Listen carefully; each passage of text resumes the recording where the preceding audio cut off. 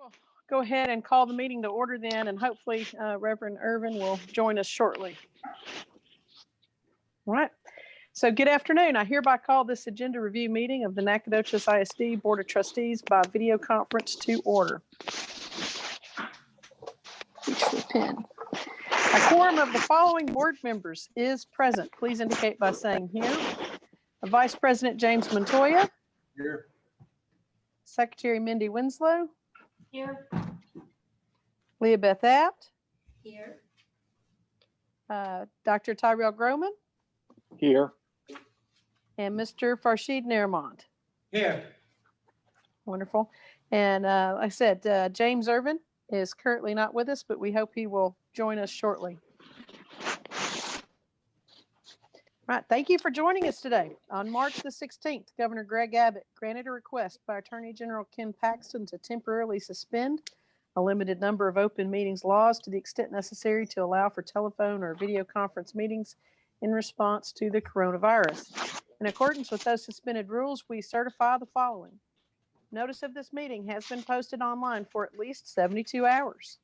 Although members of the board are not gathered at a central physical location, we do have a quorum in attendance at this meeting by video conference. We are meeting by use of Zoom software, which allows two-way communication for members of the public. As we would at any in-person meeting, members of the public who followed the instructions on the meeting notice for registering to speak during the public comment will be unmuted for 3 minutes to speak. If you would like to provide comment at a future meeting conducted by video conference, please follow the instructions on the meeting notice. All other meeting procedures will adhere to board adopted procedures to the extent practical. An audio recording of this meeting is being made and will be made available to the public at a later date. Zoom software allows for people to view and interact. We apologize in advance for any unforeseen technical difficulties, and we ask for your patience. If you have any questions about these suspended laws, please call the Office of the Attorney General at 888-672-6787 or by email at toma@oag.texas.gov. As a reminder, this is an agenda review meeting. No action will be taken today. Right, first up on our agenda, I believe, was public comments. We did not have anyone sign up for public comments today. All right, so that will take us into our agenda review of the consent agenda. Any questions or comments on the board meeting minutes? Right, hearing none, we'll move into item 2, the business office reports. Ms. Barbie? How are you today, ma'am? I am good. Good afternoon, President Fitch, board members, Superintendent Dr. Trujillo.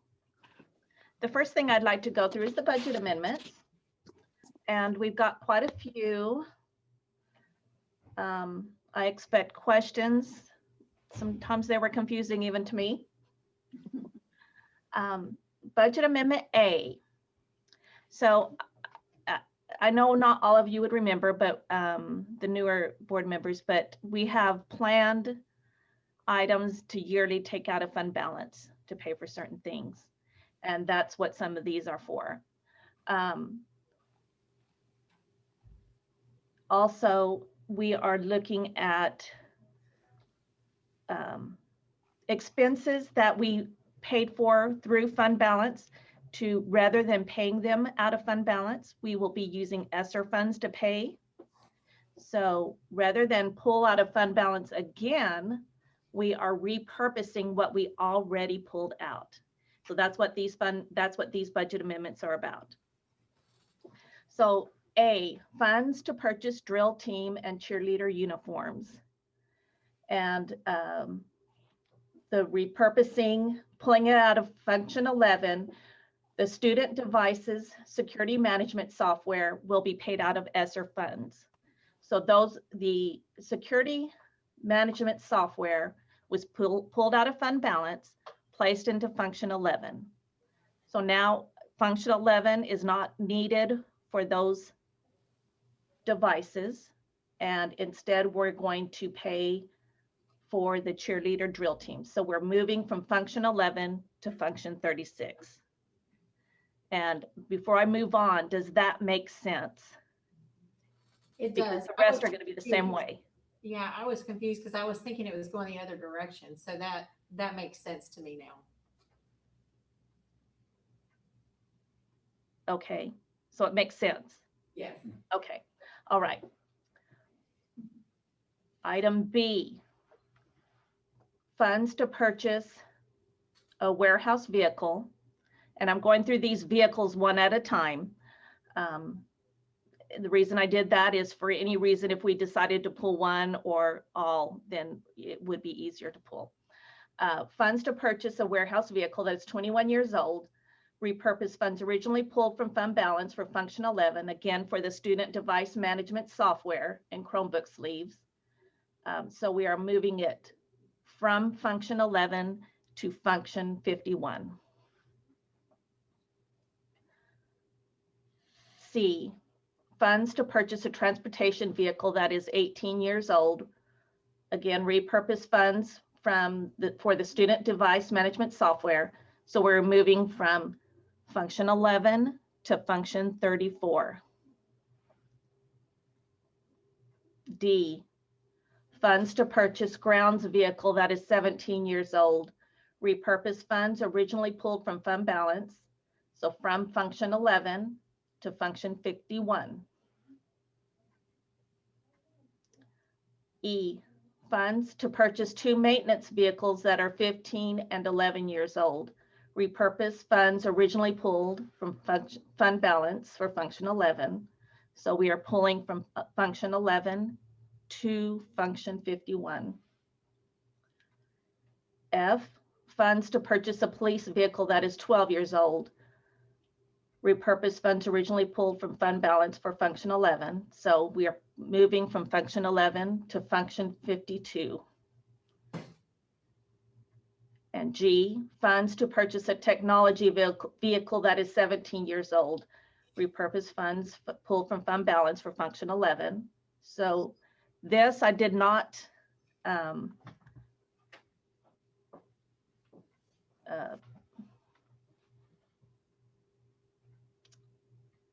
need quite the full amount from function 11.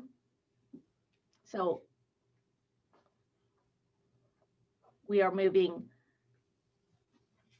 only $9,789 from function 11, and the remainder will come from the IT fund. And this is for a technology vehicle. All of those add up to $280,000. I just have a question just for my mind. I know that you said there's a couple of vehicles that are going to be like from 11 to 134 and then the 11 to 52. Is there a reason for not them coming out of all the 51 being? Because maintenance is coded to function 51, transportation is function 34. That's why, depending on the program that we're buying the vehicle for, is the function that we use. Okay, thank you for the clarification. Welcome.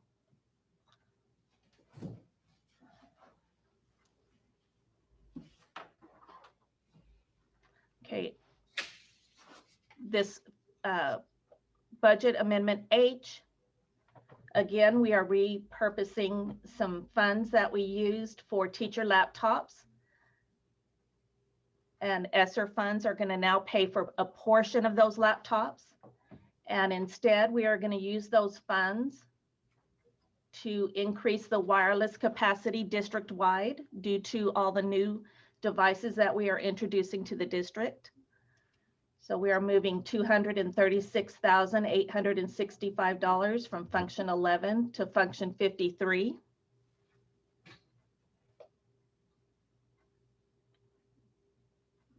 So, Lisa, if I may, I know ESSER is paying for, excuse me, a lot of the technology, but in this case, since it's a wireless capacity, we can't fund that through ESSER?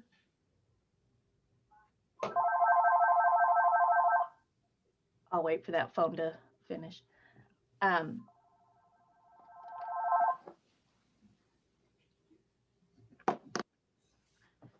You could go either way with this, the teacher devices or the ESSER funds, but because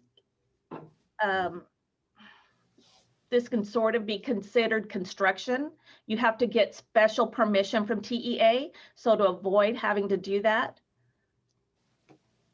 I chose to go this route. Makes sense. Thank you for clarifying that. You're welcome. Budget Amendment I, budget funds received for football playoff games and their associated expenses. So we received $3,000.15 in revenue, and the associated expenses, function 36 co-curricular and function 52 for security.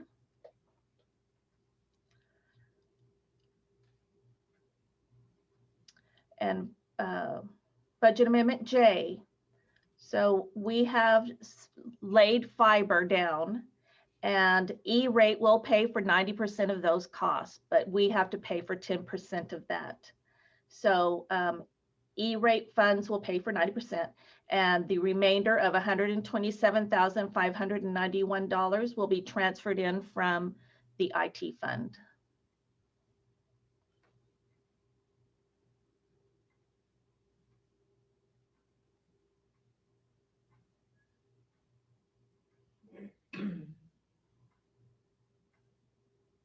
Okay, that is for what is to be laid. That is what J, there's a second J, and that should be a K. Transfer funds for IT for reimbursement of fiber expenses already paid. So in your capital improvement projects, you've been seeing where we pulled funds from 81. We were using funds from 81, and there was a note that said may be paid from E-rate. Well, E-rate will pay 90%. We still have to pay 10%. So the 10% is $139,793. So we will be pulling that from the IT fund and reimbursing Ralph's 81 funds. So that really, that last one should be K. It's not a duplicate. Yes, correct. That's right. Okay. It should be Okay. K.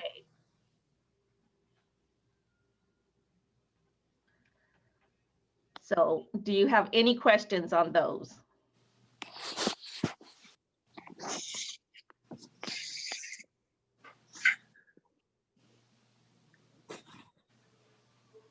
If you, I don't hear any, but I just wanted to point out, if you look at page 22, down where it says change in fund balance, you'll see that I did not pull anything from fund balance, but instead, since we already pulled from fund balance, I'm just repurposing what was put into 11 previously.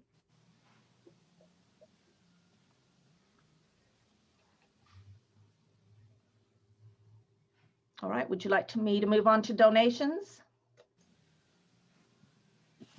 Yes, ma'am, please do. Okay. Donations can be found on page 25 and 26.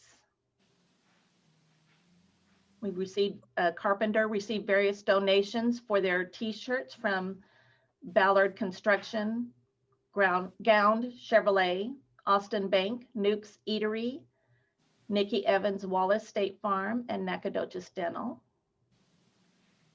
BQJ received a donation of face masks from the Nacogdoches Fire Department and a $300 donation from Woodman Life, Chapter 210. McMichael received a donation of supplies and care kits from Staples. Again, donations of face masks from the Nacogdoches Fire Department, and a donation of discount restaurant cards for teachers and staff from TLC NAC and SFA VIP card.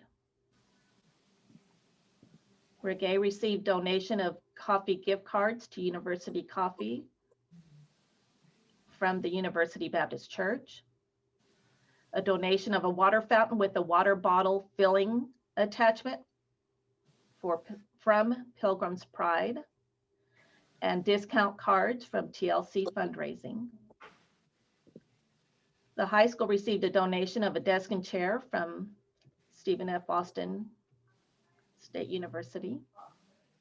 And student support services received donations, looks like medical supplies from MedPost, hand sanitizer bottles and disposable gowns, more medical type supplies from Southeast Texas Rural Authority Commission, and stop bleed kits from Texpress Urgent Care.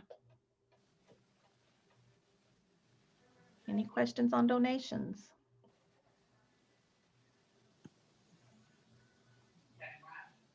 All right, next I will move on to investments. Our investment income continues to drop due to interest rates dropping, but we still are earning funds. So this past month, we earned $11,680 overall.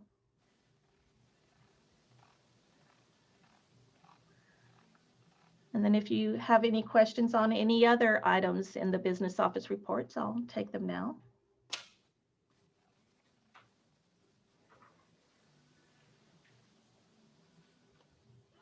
Lisa, I'm just curious, how much of a loss did we take on the interest rate?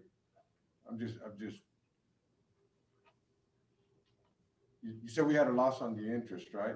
No, we didn't lose money. We just don't make as much as we have been because interest rates have dropped.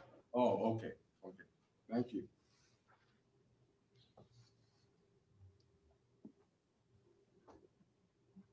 Any additional questions for the business office? All right, hearing none, we will move to item 3, the resolution to join the Central Texas Purchasing Alliance Co-op. Ms. Barbrick. This is a new co-op we would like to join. It is $150 annual cost, and this will allow us to buy more freedom to buy curriculum that we wouldn't already get to buy, that our particular campuses items that they are already familiar with and that they've chosen.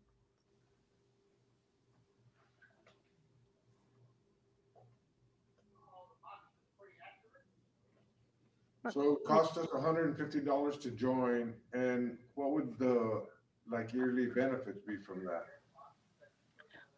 It allows us, we have, and I have already forgotten, Dr. Hill, which particular curriculum it was. We wouldn't we wouldn't be able to buy it otherwise. Oh. So we're just talking about one particular piece of curriculum that you can only get if you're a member of the co-op? What the co-op will allow us to do is, because depending upon the amount of money, we have to use an RFP process, the request for proposals for federal funds, if it's an aggregate cost of $50,000 or more.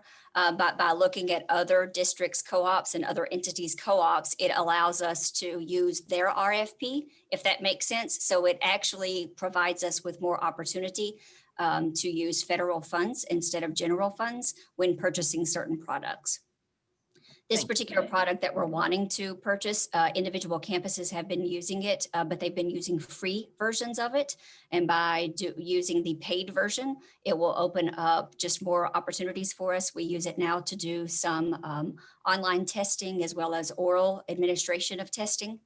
And so it will allow us to purchase it for all district campuses out of federal funds versus using individual campus general funds. Thank you. You explained that so much better than I did.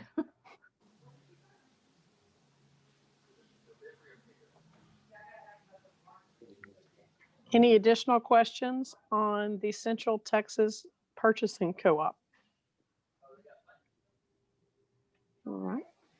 Hearing none, we'll move to the next item, 4, which is to look at rescheduling the January 2021 agenda review meeting. If you look at, let's see, it's page 86 in board book. The day that we would normally have our agenda review meeting, that Monday, is Martin Luther King Jr. Day.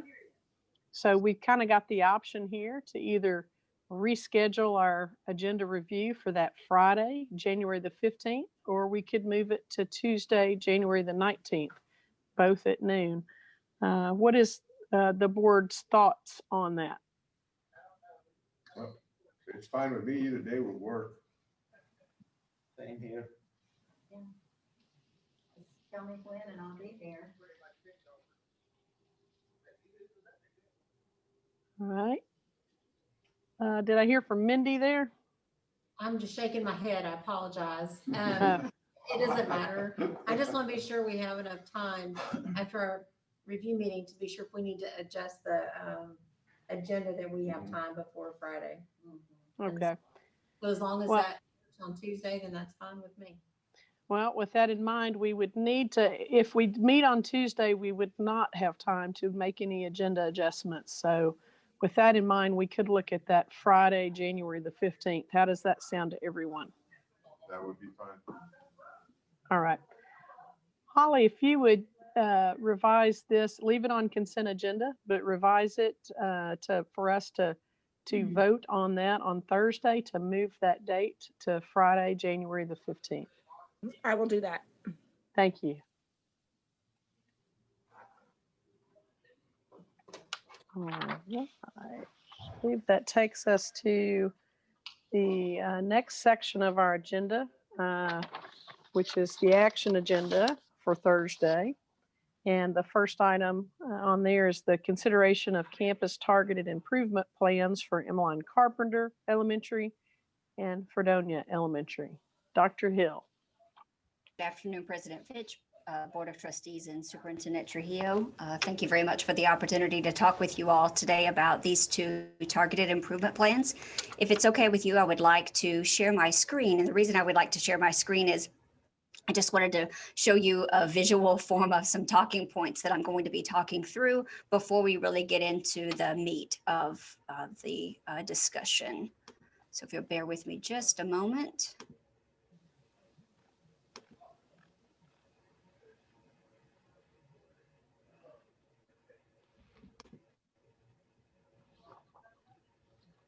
And I'm hoping that everybody can see my screen. Yes, ma'am. Perfect. Thank you very much.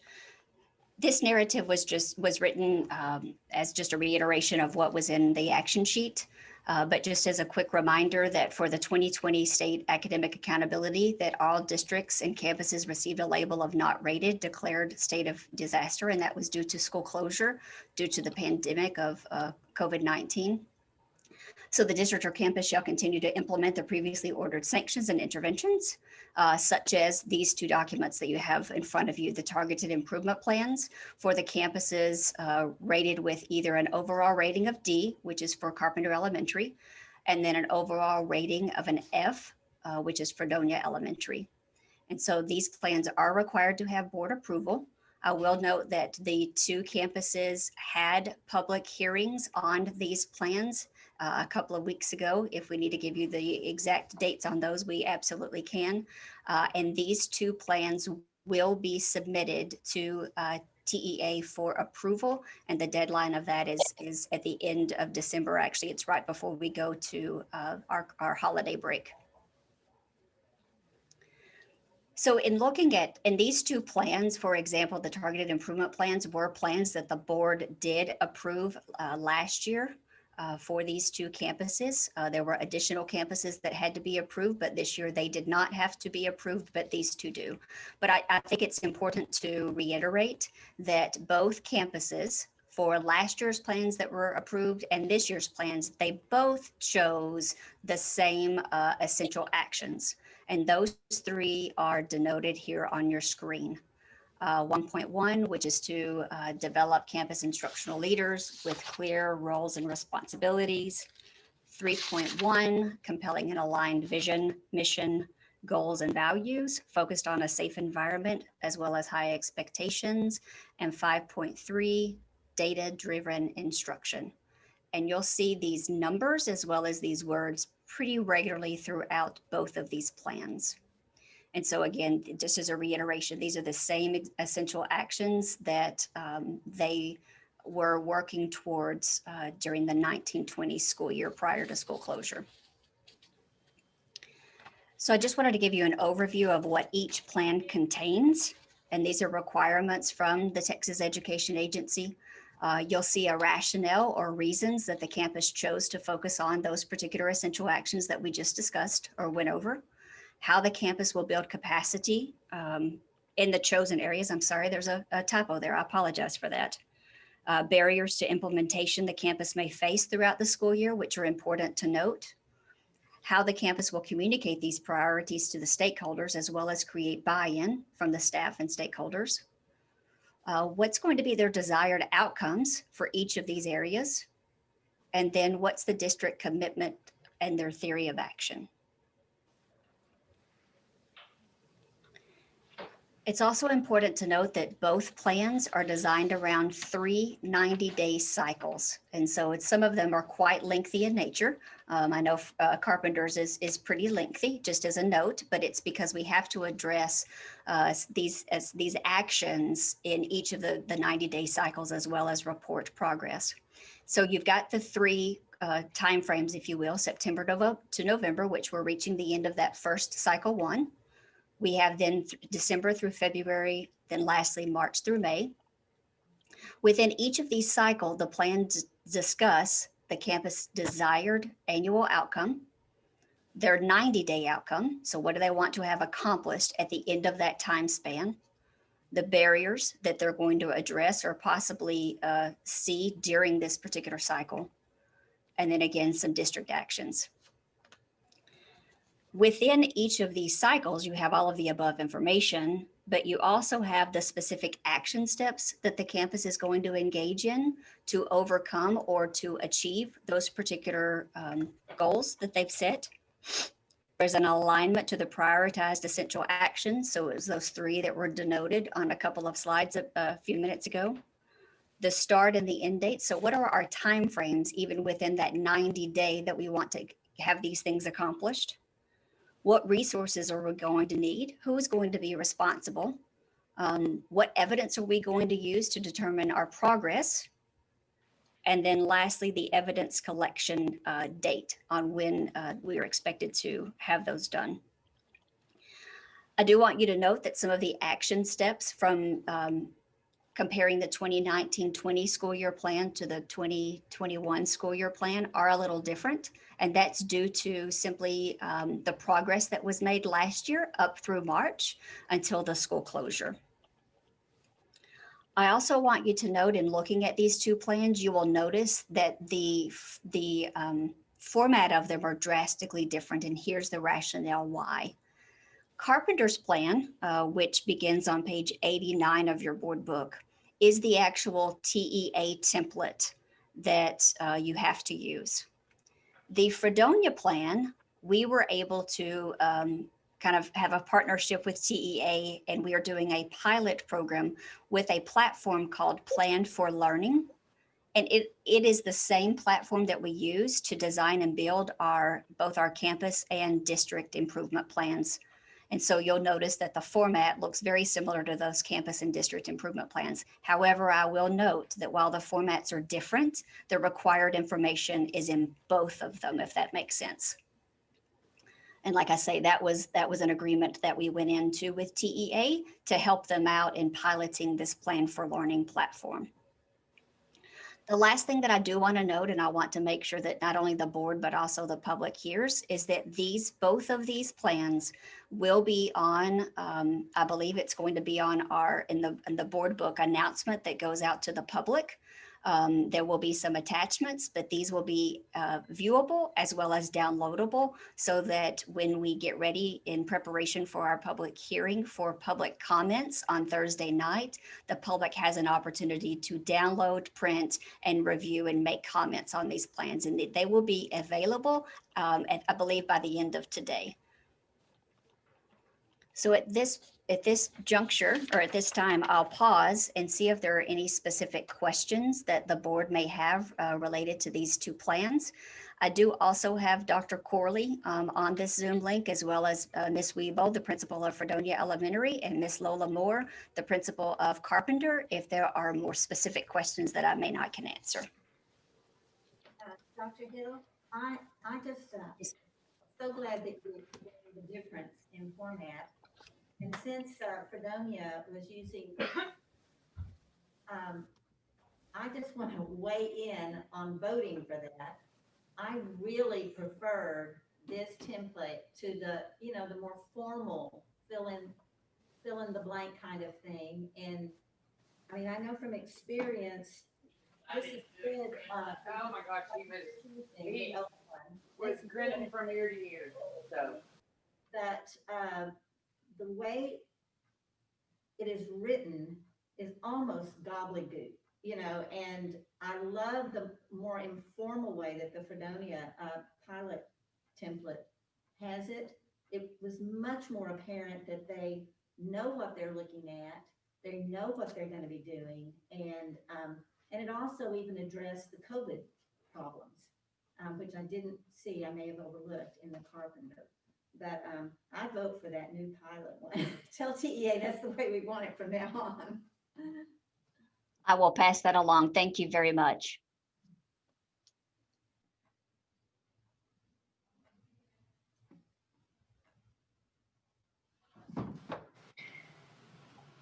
Any other comments or questions? President Finch, just an added commentary. As we were looking at the two plans, one of the things that we were working with our team is to ensure that we don't just simply take, just because COVID happened, that we just don't take a pause and then take the same document and bring it forward, because there are some regression, there are some growths that we want to celebrate.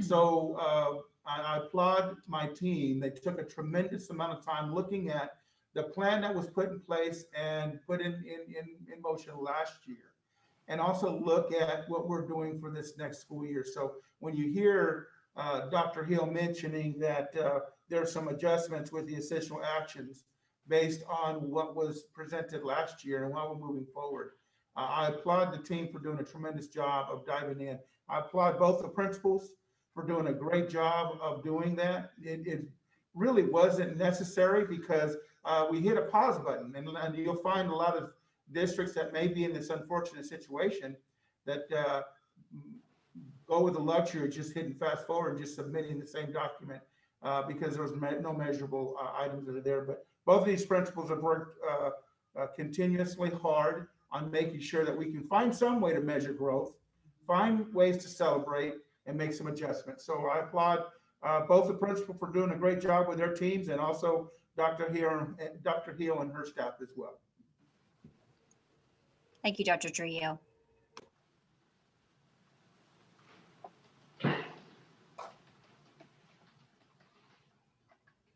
Right. I'm not hearing any other questions or comments. Thank you for those words, Dr. Trujillo. We do appreciate, I know that a lot of extensive work goes into developing these plans, and we do appreciate it. All right. All right, the board will now conduct an executive closed session to discuss the items posted on our agenda pursuant to the following provisions of the Texas Open Meetings Act and as allowed by Texas Government Code sections 551.071, 551.074, and 551.129. No voting will take place in the closed meeting. Any action the board wishes to take as a result of discussions in closed sessions will take place after the board reconvenes. It is now 12:34 p.m. I'll say that for those of you joining us via Zoom, we will not reconvene earlier than 1 p.m. All right. Thank you very much. We'll see you in executive session. So much. All right, we will now reconvene at 1:27 p.m. Next item on their agenda is any future agenda items from board members. All right. Hearing none, I will entertain a motion to adjourn.